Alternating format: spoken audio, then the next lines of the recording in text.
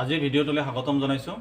আজি আমি 14 চেপ্টাৰ শক্তিৰ উৎসসমূহৰ বিষয়ে আলোচনা কৰিবলৈ আগবাঢ়িছোঁ। আজিৰ আলোচনাৰ বিষয়বস্তু হ'ল আমাৰ শক্তি কি, ইয়াৰ এছাইএফক, বিভিন্ন প্ৰকাৰৰ শক্তি ৰক্ষণশীলতাৰ সূত্ৰ আৰু আমাৰ শক্তিৰ উৎসসমূহৰ প্ৰকাৰৰ বিষয়ে আমি আলোচনা কৰিম। প্ৰথমতে আমি শক্তিলৈ আগবাঢ়িছোঁ। শক্তি কি? যে শক্তি এবিধ মানুহৰ জীৱনত অতি প্ৰয়োজনীয় আমাৰ অংগ হয়। শক্তিৰ দ্বাৰাই সকলো কাম কৰিব লাগে আমি। যে শক্তি কি হ'ল, যাৰ দ্বাৰা কাৰ্য কৰা হয় তাকেই শক্তি বুলি কোৱা হয়। The ability of doing work is called energy. শক্তি বিভিন্ন ধৰণৰ আছে। শক্তি বিভিন্ন ধৰণৰ কি কি আছে? যান্ত্ৰিক শক্তি, বৈদ্যুতিক শক্তি, তাপ শক্তি, সৌৰ শক্তি, বিভিন্ন ধৰণৰ শক্তি আছে। আৰু আটাইবোৰেই শক্তিয়ে আমাৰ এই প্ৰকৃতিত আমাৰ ভৌতিক আৰু ৰাসায়নিক ৰূপত সংৰক্ষিত হৈ আৰু তাৰ পৰাই শক্তিৰ সংৰক্ষণৰ সূত্ৰটো আহিছে। শক্তিৰ এছাইএকক কি কৰোঁ? শক্তিৰ এছাইএকক হ'ল আমাৰ জুল, JUL, জুল হ'ল শক্তিৰ এছাইএকক।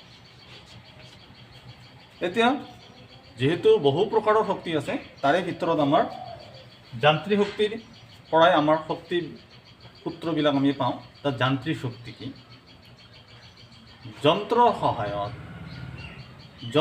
সহায়ত যি শক্তি আহৰণ কৰা হয় তাকে কয় যান্ত্ৰিক শক্তি। যন্ত্ৰৰ সহায়ত প্ৰয়োগ কৰা শক্তিকে কয় যান্ত্ৰিক শক্তি। যান্ত্ৰিক শক্তি দুই ধৰণৰ। মেকানিকেল ৱাৰ্কছ আৰু দুই ধৰণৰ যান্ত্ৰিক শক্তি কি কি? এটা হ'ল আমাৰ স্থিতি শক্তি আৰু এটা হ'ল গতি শক্তি। স্থিতি শক্তি কোৱা হয় পটেনচিয়েল এনাৰ্জি আৰু গতি শক্তি কোৱা হয় আমাৰ কাইনেটিক এনাৰ্জি। ইয়াৰ সূত্ৰ দুটা আমি চাওঁ। কেতিয়াবা আমাৰ আহে আমাৰ যান্ত্ৰিক শক্তি দুই ধৰণৰ হয়। তেনেহ'লে যান্ত্ৰিক শক্তি ইংলিছত কোৱা হয় মেকানিকেল এনাৰ্জি। যান্ত্ৰিক শক্তি দুই ধৰণৰ। এটা হ'ল আমাৰ স্থিতি শক্তি, ইংলিছত কয় পটেনচিয়েল এনাৰ্জি, ইয়াক PEৰ দ্বাৰা বুজোৱা হয়। আৰু এটা হ'ল আমাৰ গতি শক্তি, এটা হ'ল কাইনেটিক এনাৰ্জি বুলি কয়, এইটো KEৰ দ্বাৰা বুজোৱা। এতিয়া স্থিতি শক্তি, গতি শক্তিৰ সূত্ৰ যিবিলাক, সেইবিলাকে আমাৰ শক্তিৰ সূত্ৰ বুলি আমি ক'ব পাৰোঁ। যে স্থিতি শক্তিৰ সূত্ৰটো কি? যে কোনো এটা বস্তু, এম ভৰৰ বস্তু এটা যদি আমাৰ ভি বেগেৰে এম ভৰৰ বস্তু এটা যদি এই উচ্চতালৈ তোলা হয়, তেনেহ'লে তাৰ স্থিতি শক্তি হ'ব mgh। ইয়াত এম মানে বস্তু এটাৰ ভৰ, জি মানে মাধ্যাকৰ্ষণিক ত্বৰণ আৰু এইচ মানে উচ্চতা। তাৰমানে স্থিতি শক্তি ভূপৃষ্ঠত থকা বস্তুৰ স্থিতি শক্তি নাথাকে, ভূপৃষ্ঠ সাপেক্ষে তাৰ ওপৰত থকা বস্তুৰহে স্থিতি শক্তি থাকে। অৰ্থাৎ স্থিতি শক্তি নিৰ্ণয়ৰ সূত্ৰটো কি? mgh। এইটো হৈ গ'ল। নেক্সট হ'ল আমাৰ কি? গতি শক্তি। গতি শক্তি কি? এম ভৰৰ বস্তু এটা যদি আমাৰ ভি বেগেৰে গতি কৰে, তেনেহ'লে বস্তুটোৰ গতি শক্তি হ'ব আমাৰ ke = ½ mv², য'ত m হ'ল বস্তুটোৰ ভৰ আৰু v হ'ল গতিবেগ, ভেলচিটি। এইটো এতিয়া মুঠ শক্তি কি? মুঠ শক্তি কোনো এটা প্ৰক্ৰিয়া, কোনো এটা ছিষ্টেমৰ মুঠ শক্তি বুলি ক'লে তাক আমাৰ স্থিতি শক্তি আৰু গতি শক্তিৰ যোগফলকেই মুঠ শক্তি বুলি কোৱা হয়। অৰ্থাৎ মুঠ শক্তি total energy, total energy equal to কি? কাইনেটিক এনাৰ্জি, পটেনচিয়েল এনাৰ্জি যোগ কাইনেটিক এনাৰ্জি বুলি কোৱা হয়। অৰ্থাৎ এইটো পটেনচিয়েল এনাৰ্জিৰ সূত্ৰ হ'ল mgh আৰু কাইনেটিক এনাৰ্জিৰ সূত্ৰ হ'ল আমাৰ ½ mv²। অৰ্থাৎ তেনেহ'লে মুঠ শক্তি কি? স্থিতি শক্তি আৰু গতি শক্তিৰ যোগফলকে কোৱা হয় মুঠ শক্তি। তো আমাৰ এইখিনি হৈ গ'ল। তাৰ শক্তি এই প্ৰকৃতিত আমাৰ ভৌতিক আৰু ৰাসায়নিক ৰূপত সংৰক্ষিত হৈ থাকে, আৰু সেইকাৰণে বিজ্ঞানীসকলে শক্তিৰ সংৰক্ষণৰ সূত্ৰ আগবঢ়াইছে। তো শক্তিৰ সংৰক্ষণৰ সূত্ৰটো চোৱা যাওক কি আছে। শক্তিৰ সংৰক্ষণৰ সূত্ৰ, শক্তিৰ সংৰক্ষণ শক্তিৰ সংৰক্ষণশীলতা বা শক্তি ৰক্ষণশীলতাৰ সূত্ৰ বুলিও কোৱা হয় শক্তিৰ ৰক্ষণশীলতাৰ সূত্ৰ বা সংৰক্ষণেৰ সূত্ৰ lodge of conservation of energy তা প্ৰথমতে আমি এটা উদাহৰণেৰ সহায়ত মন কৰোঁ যে শক্তি এই প্রকৃতির ভৌতিক আর রাসায়নিক রূপত সংরক্ষণ হয়ে থাকে সংরক্ষিত হয়ে থাকে তা বিভিন্ন প্রকারের শক্তি আছে বৈদ্যুতিক শক্তি শব্দ শক্তি তাপ শক্তি পহ শক্তি এই শক্তিবিলাকক আমি কি সৃষ্টি বা বিনাশ কৰিব নোৱাৰোঁ কেৱল এটা এবিধৰ পৰা আন এবিধলৈ ৰূপান্তৰহে কৰিব পাৰি যে উদাহৰণস্বৰূপে যদি আমি প্লেট এখন ওপৰলৈ দলিয়াই দিওঁ বা বল এটা যদি আমি ওপৰলৈ দলিয়াই দিওঁ তেনেহ'লে মাটিত পৰাৰ পিছত সি স্থিতিশক্তি আমাৰ শব্দ শক্তিলৈ ৰূপান্তৰ হয় ঠিক তেনেকৈ 2 নম্বৰ মমবাতি কেণ্ডেল মমবাতিৰ কথা আমি যদি লওঁ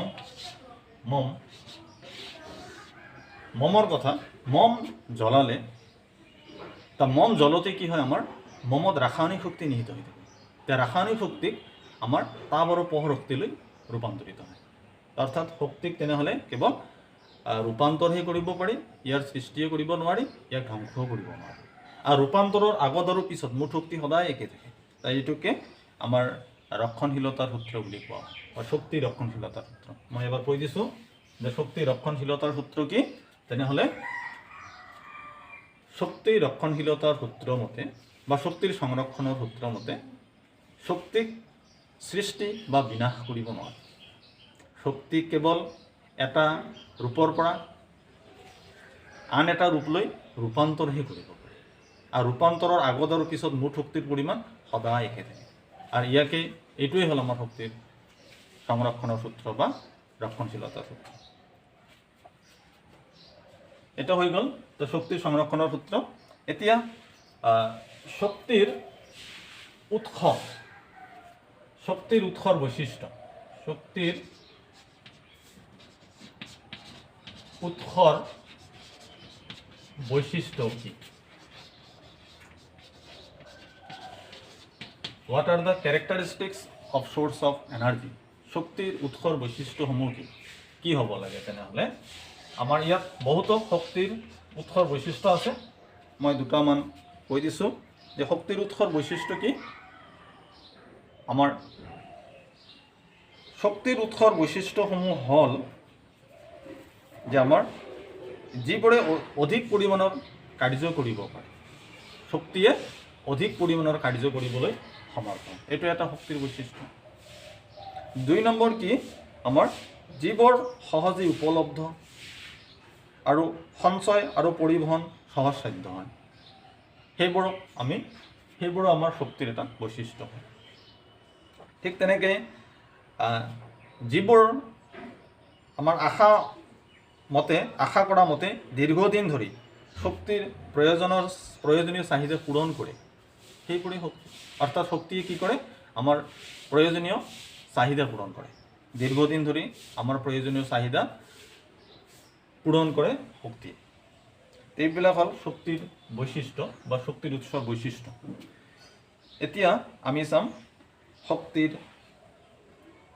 প্ৰকাৰ আকৌ এবাৰ কৈছোঁ শক্তিৰ উৎসৰ বৈশিষ্ট্যসমূহ কি তেনেহ'লে 1 নম্বৰ বৈশিষ্ট্য কি ক'লোঁ যে শক্তিয়ে অধিক পৰিমাণৰ কাৰ্য কৰিবলৈ সমৰ্থ হয় 2 নম্বৰ কি শক্তি সহজে উপলব্ধ হয় সঞ্চয় আৰু পৰিবহণ সহজসাধ্য হয় নেক্সট 3 নম্বৰ শক্তিয়ে আশা কৰা মতে দীৰ্ঘদিন ধৰি আমাৰ প্ৰয়োজনীয়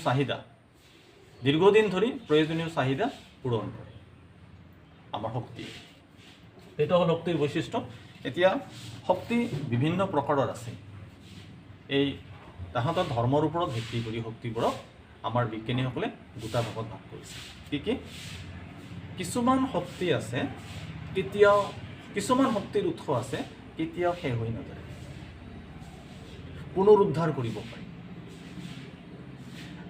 যেনেকুৱা আমাৰ সৌৰ শক্তি কেতিয়াও শেষ হৈ নাযায় জলশক্তি কেতিয়াও শেষ হৈ নাযায় এইবিলাক শক্তিক কোৱা হয় আমাৰ যিবিলাক শক্তি কেতিয়াও শেষ হৈ নাযায়, যিবিলাক শক্তিৰ আমাৰ নৱীকৰণ কৰিব পাৰি, পুনৰুদ্ধাৰ কৰিব পাৰি, সেইবোৰক কোৱা হয় আমাৰ নৱীকৰণযোগ্য শক্তিৰ উৎস। যেনেকৈ সৌৰশক্তি, আমাৰ জলশক্তি, বায়ু শক্তি, এইবিলাক হ'ল নৱীকৰণযোগ্য শক্তিৰ উৎস, ইহঁতে কেতিয়া শেষ হৈ নাযায়। আন এটা হ'ল আমাৰ অনৱীকৰণযোগ্য শক্তিৰ উৎস বা নৱীকৰণ অযোগ্য শক্তিৰ উৎস, non renewable source of energy. কিছুমান শক্তি আছে যেনেকৈ আমাৰ জীৱাশ্ম ইন্ধন, ইন্ধনবিলাক শক্তিৰ ভিতৰত পৰে। জীৱাশ্ম ইন্ধন আমাৰ পেট্ৰল, কেৰাচিন, পেট্ৰলিয়াম, প্ৰাকৃতিক গেছ, এইবিলাক আমাৰ প্ৰচুৰ পৰিমাণে ব্যৱহাৰৰ ফলত এটা সময়ত শেষ হৈ যোৱাৰ সম্ভাৱনা আছে। এইবিলাকক পুনৰুদ্ধাৰ কৰিব নোৱাৰি। যিবিলাক শক্তিৰ উৎস আমাৰ পুনৰুদ্ধাৰ কৰিব নোৱাৰি, শেষ হৈ যোৱাৰ সম্ভাৱনা থাকে, সেইবোৰক কয় আমাৰ নৱীকৰণ অযোগ্য শক্তিৰ উৎস। তেনেহ'লে আমাৰ বিভিন্ন শক্তিৰ উৎস আছে। ধৰ্মৰ ওপৰত ভিত্তি কৰি শক্তিৰ উৎসসমূহক দুটা ভাগত ভগা হৈছে। কি কি তেনেহ'লে চোৱা যাওক। শক্তিৰ উৎসসমূহ দুটা ভাগ। এটা হ'ল আমাৰ কি নৱীকৰণযোগ্য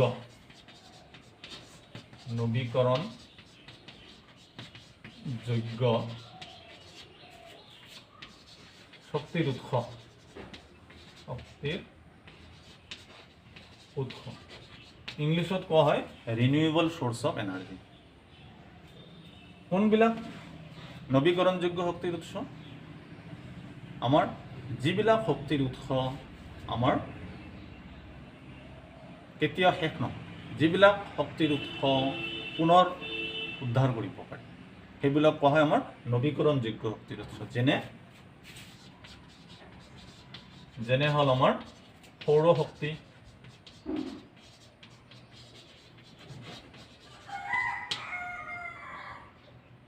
তাৰপাছত আমাৰ বায়ু শক্তি, ই কেতিয়া শেষ নহয়, বায়ু শক্তি। তাৰপাছত আমাৰ জলশক্তি, এইবিলাক কেতিয়াও শেষ হৈ নাযায়। এইবোৰে হ'ল আমাৰ নৱীকৰণযোগ্য শক্তিৰ উৎস। 2 নম্বৰ হ'ল আমাৰ নৱীকৰণ অযোগ্য শক্তিৰ উৎস।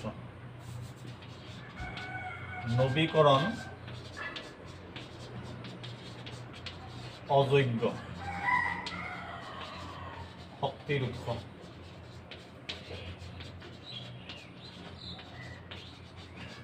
ইংলিছত কোৱা হয় non renewable source of energy.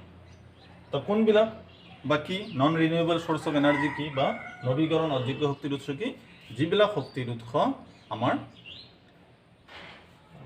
শেষ হৈ যোৱাৰ সম্ভাৱনা, নৱীকৰণ অযোগ্য শক্তিৰ উৎস, যিবিলাক শক্তিৰ উৎস আমাৰ শেষ হৈ যোৱাৰ সম্ভাৱনা থাকে, যিবিলাক শক্তিৰ উৎস পুনৰুদ্ধাৰ কৰিব নোৱাৰি, সেইবোৰকে কয় নৱীকৰণ অযোগ্য শক্তিৰ উৎস। যেনেকুৱা কি যেনে জীৱাশ্ম ইন্ধন,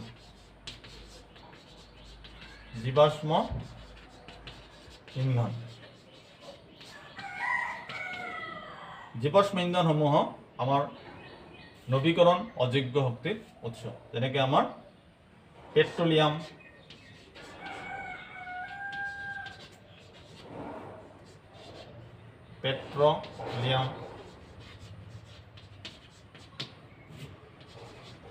কয়লা, কোল, দেন প্ৰাকৃতিক গেছ, নেচাৰেল গেছ, এইবিলাক আমাৰ নৱীকৰণ অযোগ্য শক্তিৰ উৎস। এইবিলাকক আমি যিহেতু আমাৰ পুনৰুদ্ধাৰ কৰিব নোৱাৰি, প্ৰচুৰ পৰিমাণে ব্যৱহাৰ শেষ হৈ যোৱাৰ সম্ভাৱনা থাকে, সেইবোৰেই হ'ল আমাৰ নৱীকৰণ অযোগ্য শক্তিৰ উৎস। আমাৰ হৈ গ'ল এইটো। তেনেহ'লে এই দুটাৰ পাৰ্থক্য যদি আহে, সূত্ৰ দুটাই পাৰ্থক্য হিচাপে লিখিলে হৈ যাব যে যিবোৰ শক্তিৰ উৎস আমাৰ কেতিয়া শেষ হৈ নাযায় আৰু যাক পুনৰুদ্ধাৰ কৰিব পাৰি, সেইবোৰে হ'ল নৱীকৰণযোগ্য শক্তিৰ উৎস, যেনে সৌৰশক্তি, বায়ু শক্তি, জলশক্তি। আনহাতে যিবোৰ শক্তিৰ উৎস আমাৰ শেষ হৈ যোৱাৰ সম্ভাৱনা থাকে, যিবোৰ শক্তিৰ উৎস পুনৰুদ্ধাৰ কৰিব নোৱাৰি, সেইবোৰে হ'ল অনৱীকৰণযোগ্য শক্তিৰ উৎস। যেনেকৈ জীৱাশ্ম ইন্ধন, যেনেকৈ পেট্ৰলিয়াম, কয়লা, প্ৰাকৃতিক গেছ ইত্যাদি। এইটো শক্তিৰ উৎস হৈ গ'ল। এতিয়া আমি চাম শক্তিৰ ভাল শক্তিৰ উৎস, বা এতিয়া আমি শক্তিৰ ভাল উৎস কি। শক্তি বিভিন্ন প্ৰকাৰৰ আছে। আমাৰ good source of energy, bad source of এনাৰ্জিও আছে। কোনবিলাক গুড সোৰ্স অফ এনাৰ্জি, শক্তিৰ ভাল উৎসসমূহ কি কি, সেইটো আমি চাম। শক্তিৰ ভাল উৎস, শক্তিৰ ভাল উৎস, গুড সোৰ্স অফ এনাৰ্জি। তো শক্তিৰ ভাল উৎস বুলি ক'লে শক্তিবিলাকৰ বৈশিষ্ট্যবোৰেই হ'ব শক্তিৰ ভাল উৎস। যেনেকুৱা আমাৰ জীৱৰ শক্তিৰ উৎসই আমাৰ একক পৰিমাণৰ ভৰৰ বিনিময়ত সৰহ পৰিমাণৰ বা অধিক পৰিমাণৰ কাৰ্য কৰে, সেইবিলাক হ'ব শক্তিৰ ভাল উৎস। 2 নম্বৰ কি হ'ব, যিবিলাক শক্তিৰ উৎস সহজেই উপলব্ধ, সেইবোৰ শক্তিৰ ভাল উৎস হ'ব। 3 নম্বৰ, যিবিলাক শক্তিৰ উৎস আমাৰ পৰিবহণ সঞ্চয় আৰু পৰিবহণ সহজসাধ্য, সেইবিলাক শক্তিৰ ভাল উৎস হ'ব। যিবিলাক শক্তিৰ উৎস মিতব্যয়ী, কম খৰচতে আমি পাব পাৰোঁ, সেইবিলাক শক্তিৰ ভাল উৎস হ'ব। আমাৰ আৰু এটা দৰকাৰী কথা হ'ল শক্তিৰ উৎস আমাৰ কি হ'ব লাগে, পৰিৱেশ হিতৈষী হ'ব লাগে, পৰিৱেশ বিনষ্ট কৰিব নালাগে। যিবিলাক শক্তিৰ উৎস আমাৰ পৰিৱেশ হিতৈষী, পৰিৱেশ প্ৰদূষিত নকৰে, সেইবিলাক শক্তিৰ ভাল উৎস। মই এইটো লিখি দিছোঁ, ইম্পৰ্টেণ্ট হয় পৰীক্ষাৰ কাৰণে। শক্তিৰ ভাল উৎস কি, তেনেহ'লে 1 নম্বৰ, শক্তিৰ ভাল উৎস সেইবোৰেই যিবোৰে একক ভৰৰ বিনিময়ত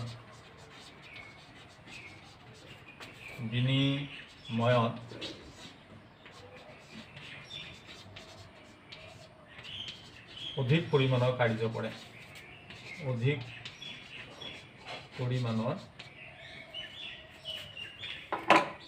পৰিমাণৰ কাৰ্য কৰে, এইটো এটা শক্তিৰ ভাল উৎস। 2 নম্বৰ, জীৱৰ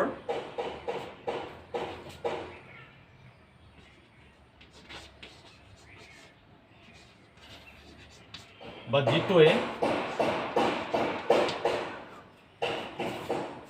যিটোৰ সঞ্চয় আৰু পৰিবহণ সহজসাধ্য, সেইটো শক্তিৰ ভাল উৎস হ'ব। 3 নম্বৰ, যিটো সহজে উপলব্ধ, যিটো সহজতে পোৱা যায়,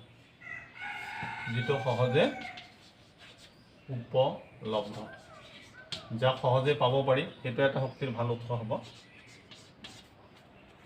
নেক্সট, যিটো মিতব্যয়ী,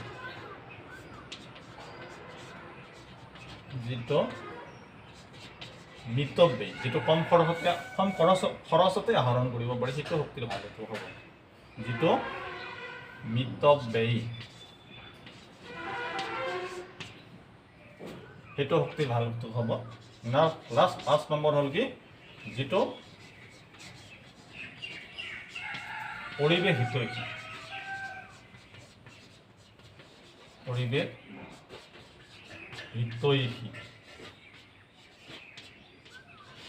সেইটো শক্তিৰ ভাল উৎস হ'ব।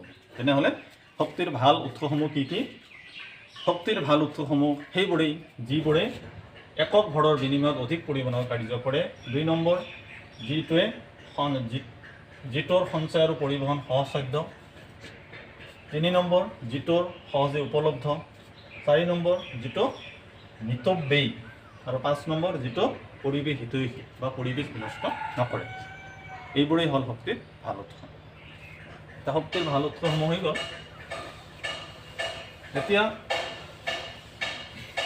লাষ্ট আজি আমি চাম যে শক্তি আদিম যুগৰ পৰাই আমাৰ ব্যৱহাৰ কৰি থকা শক্তিসমূহবোৰক কোৱা হৈছে আমাৰ পৰস্পৰাগত শক্তিৰ উৎস বুলি কোৱা হৈছে, কনভেনশ্যনেল ফ'ৰ্চ অফ এনাৰ্জি।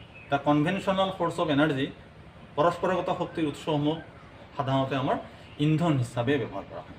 ইন্ধন, তাৰ ইন্ধনৰ বিষয়ে চোৱা যাওক। ইন্ধন ইংলিছত কোৱা হয় ফুৱেল। ইন্ধন কি? আমাৰ কাঠ, কয়লা, পেট্ৰলিয়াম যিবিলাক পদাৰ্থ জ্বলিলে বা দহন ঘটিলে তাপ আৰু পোহৰ শক্তি উৎপন্ন, সেইবোৰক কোৱা হয় ইন্ধন বুলি কোৱা। তেনেহ'লে ইন্ধন আমাৰ বিভিন্ন ধৰণৰ হ'ব পাৰে, যেনেকৈ আমাৰ পেট্ৰল, ডিজেল এইবিলাক তৰল ইন্ধন বুলি কোৱা হ'ব। কাঠ, কয়লা এইবিলাক আমাৰ গোটা ইন্ধন বুলি কোৱা হ'ব। গেছীয় ইন্ধন LPG, ৰন্ধন গেছ, প্ৰাকৃতিক গেছ এইবিলাক গেছীয় ইন্ধন বুলি কোৱা হ'ব। অৰ্থাৎ ইন্ধন বিভিন্ন ধৰণৰ আছে। ভৌতিক অৱস্থাৰ ওপৰত ভিত্তি কৰি ইন্ধন তিনি ভাগত ভগোৱা হৈছে। কি কি? এটা হ'ল আমাৰ গোটা ইন্ধন চলিড ফুৱেল, এটা হ'ল আমাৰ জুলীয়া বা তৰল ইন্ধন, এইটো লিকুইড ফুৱেল, আন এটা হ'ল আমাৰ গেছীয় ইন্ধন বা গেছিয়াছ ফুৱেল বুলি কয়। এইটো মই লিখি দিছোঁ। ইন্ধন তিনি প্ৰকাৰৰ। কি কি? এক নম্বৰ হ'ল তেনেহ'লে গোটা ইন্ধন।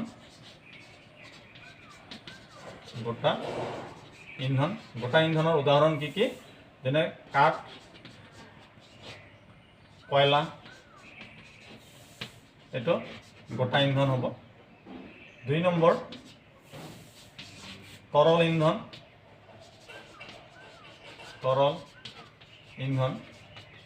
লিকুইড ফুৱেলৰ উদাহৰণ কি হ'ব? যেনে পেট্ৰলিয়াম,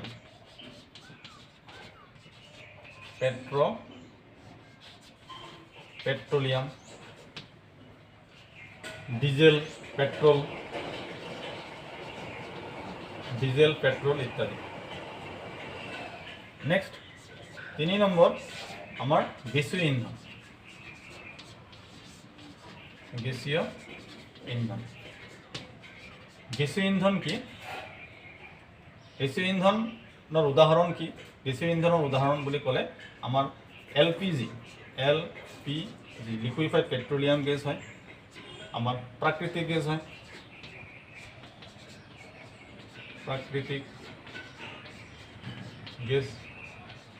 এইবিলাক গেছীয় ইন্ধনৰ উদাহৰণ। আমাৰ এই তিনিটা ইন্ধনৰ ভিতৰত উৎকৃষ্ট ইন্ধন কোনবিধ? আমাৰ উৎকৃষ্ট ইন্ধন আমাৰ গেছীয় ইন্ধনক উৎকৃষ্ট ইন্ধন বুলি ধৰা। গেছীয় ইন্ধন এবিধ উৎকৃষ্ট ইন্ধন বা উত্তম ইন্ধন। ইয়াৰ কাৰণ কি? যে এইবিধ ইন্ধনৰ দহনৰ ফলত ধোঁৱা ছাই আদি উৎপন্ন নহয়। এইবিধ দহনৰ আমাৰ তাপ উৎপাদন ক্ষমতা বেছি, ইয়াৰ কেলৰিমান উচ্চ ইত্যাদি। ই পৰিৱেশ হিতৈষী। এইবোৰ কাৰণত আমাৰ গেছীয় ইন্ধনক উৎকৃষ্ট ইন্ধন হিচাপে ধৰা হয়। আজিলৈ ইমানতে সামৰিছোঁ। ভিডিঅ'টো চোৱাৰ কাৰণে ধন্যবাদ। আকৌ লগ পোৱাৰ আশাৰে নমস্কাৰ।